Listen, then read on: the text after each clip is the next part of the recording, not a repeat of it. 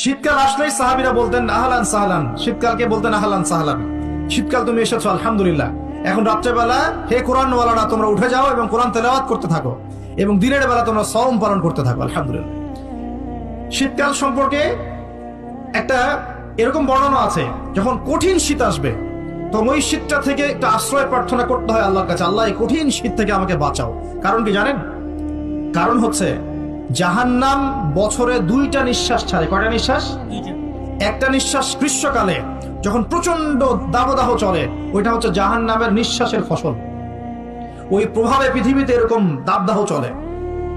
এই সায়েন্স বিশ্বাস করবে? করবে না। ওর বিশ্বাসের আমার যায় আসে না। আল্লাহ পাক বলেছেন সত্য, রাসূল বলেছেন সত্য।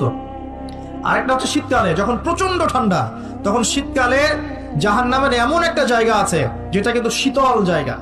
জাহান্নামের পুরো জায়গাটাই কিন্তু আগুন নয়, এমনও জায়গা আছে যেটা কি খুব শীতল। ওই শীতল অংশ শ্বাস ছাড়লে এই যে পৃথিবীতে এই শীতের একটা প্রভাব চলে আসে, প্রচন্ড ঠান্ডার শৈত্য প্রভাব চলে আসে। এটা হয়তো অনেকে বিশ্বাস করবে না, ভুল মনে করবে যে ধর্মান্ধ কথাবার্তা। হাদিসে আছে নবী সাল্লাল্লাহু আলাইহি ওয়াসাল্লাম বলেছেন, কে সত্যবাদী?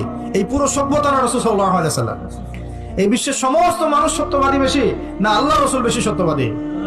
বাস, আর কোনো দরকার আছে কথা? শীতকালটা কাজে লাগাই।